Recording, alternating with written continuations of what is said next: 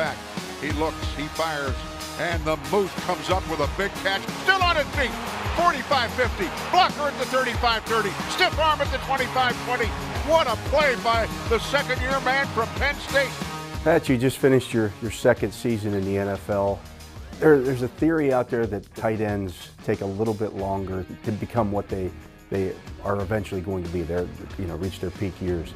Do you feel like you've still got a lot to learn in this game? Yeah, absolutely. I'm happy with the success I had so far. And it is a catch by Freiermuth inside the 15. But, obviously I have to continue to take steps forward. There's a lot of room for improvement. I'm not naive enough to think that there's not.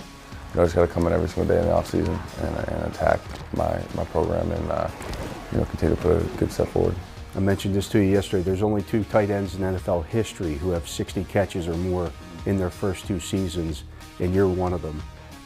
That kind of availability, consistency, how do you continue to build on that? Yeah, I'm just continue to go through my process. I think that I've had a good process my 2 years here, and I think that availability is huge here in the NFL. And if you can't go on the practice field every single week and you can't play in games, then it's going to be hard for you to be successful. So just continue to be healthy and follow my program. You go from working with a veteran quarterback in your rookie year in Ben to working with a rookie quarterback in Kenny Pickett for the most part this year. How did that transition go for you? Do you feel like you and Kenny can really build on what you guys did this year? Yeah, for sure. I think me and Kenny had a great relationship in our beginning stages of our careers here, and obviously room for improvement. This offseason is going to be big for Kenny and the whole offense and skill position group getting together, and Kenny has to continue to find his little nuances in the offense to different signals and all that kind of stuff like Ben had. I think that was the biggest difference was Ben's been around for 18 years, so he's seen everything. So he could check a play at the line and go from there. And obviously Kenny's a little hesitant to do that now, but Kenny's a hell of a quarterback, and he's the future of this organization, and I'm excited for him to be my quarterback and be our leader. You guys really went run heavy in the second half of the season, and that meant some games where you didn't get quite as many passes, but coming into the season you talked about how you wanted to improve your blocking. Do you feel like you did that? In some instances, yes, I feel like I did. I think that there were some games where obviously, going up against, top tier talent in the NFL that, obviously I struggled with, that most guys struggle with. But, there were some games that I felt like I took steps, and there's some games that I felt like I didn't take steps. And, that's all part of the growth.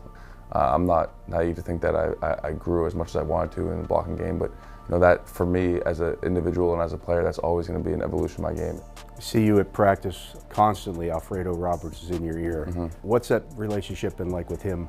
Yeah, it's been great. Hey, what up, coach? Best coach in the world. He's always in my ear about, doing the extra things because he's played in the NFL and knows what it takes to be successful. And it's awesome to have a coach that cares as much about your success as I care about my success. And he's a great coach and a great friend.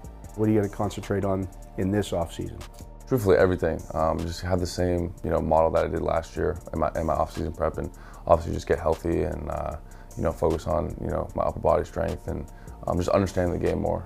As a player who's played 2 years, understanding defenses throughout the play, what they're trying to do, probably just improving that.